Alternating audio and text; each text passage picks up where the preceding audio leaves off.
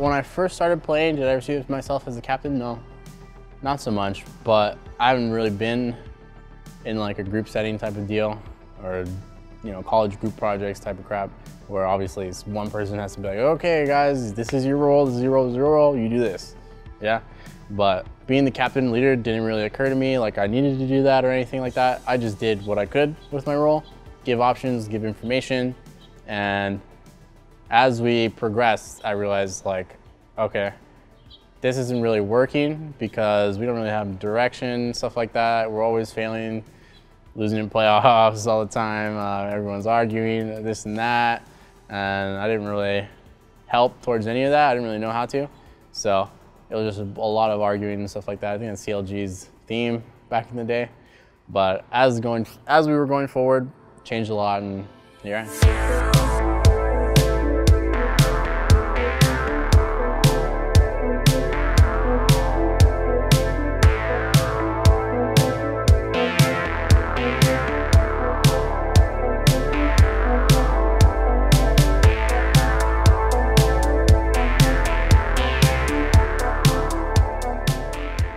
I've known Aphro since summer 2014 when I first started working like officially with the team. My first impression of Aphro was he's like a really chill, like down-to-earth guy, and he has like a mysterious like vibe about him that like he kind of doesn't want to be the norm, I guess, and he wants to stand out from everybody else. I think he's still pretty like stand out. I don't think too much has changed like with his personality throughout like the 3 years I've known him. He's been pretty much the same person, but now he's a lot more like commanding or like demanding of like what he really wants, and as far as like gameplay or anything like that goes. Before he was less of a natural leader, and now he's like a very like powerful person within the team.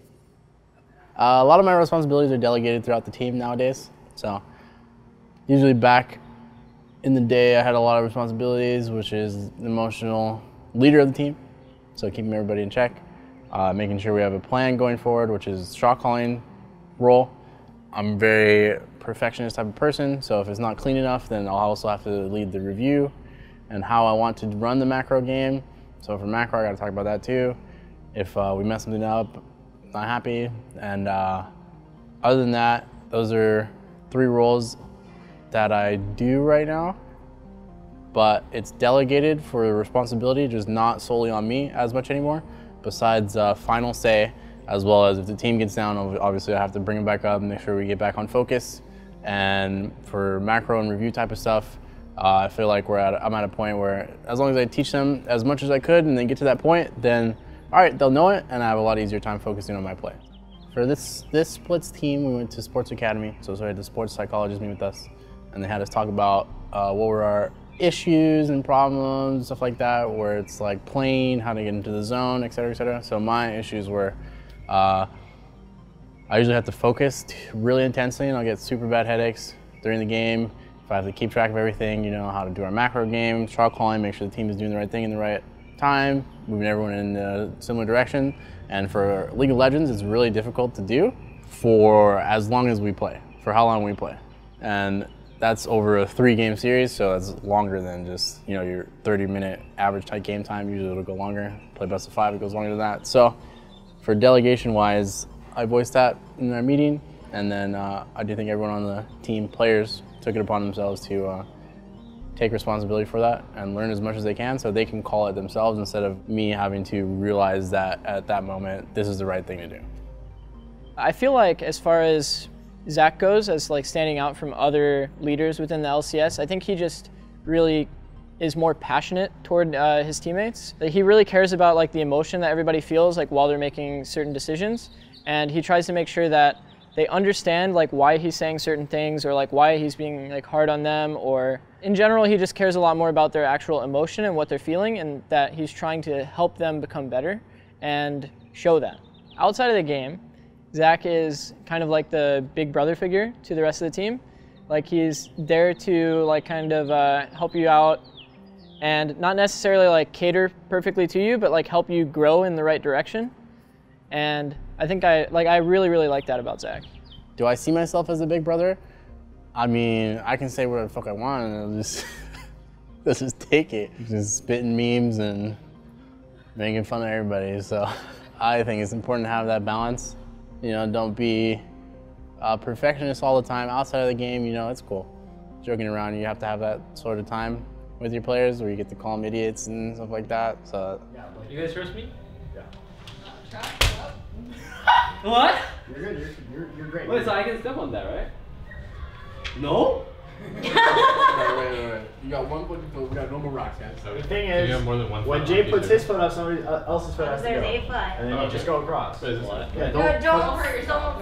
Don't Just take a little step, bro, so we can figure it out. Jay, your life is not. No, whoa, don't do that. There goes the rock, bro. Guys, make a bridge! Make a bridge! You got this, G. Wait, no, Jump no, it, do the bridge thing again. The bridge? No. You can fucking jump that, yeah? No, I we cannot. have to get all Yeah, five. you can. There's no way I'm going to jump this shit. Wait, someone step on the. Step on this one. Step on. Step on Yeah, this one.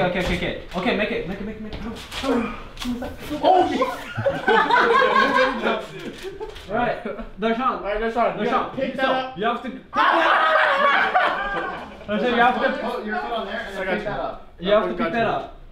I'm the type of person, if I'm not in control, I feel very mad. But at the beginning of my league career, it wasn't apparent that I needed to be in that role.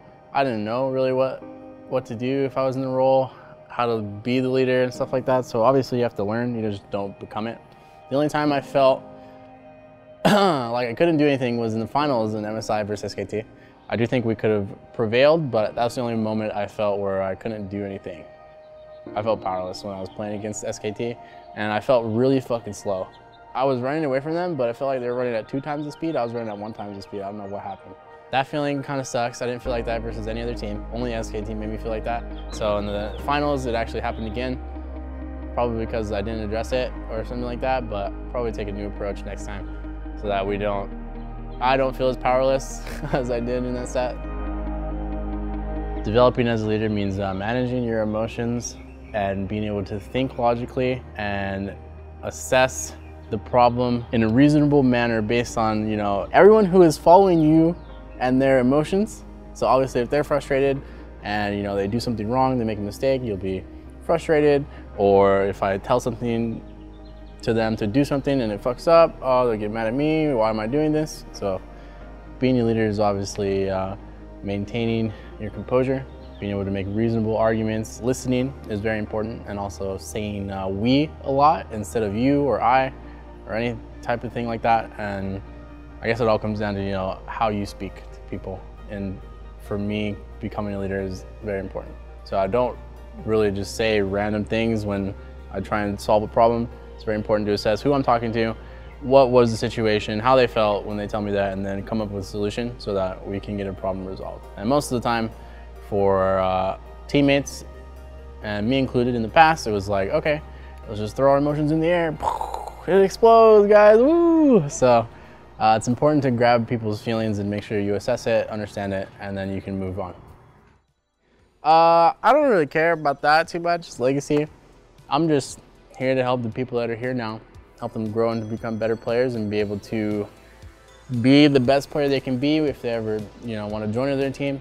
And like I always say, any CLG player that leaves CLG and joins their team, the other team becomes fucking insane.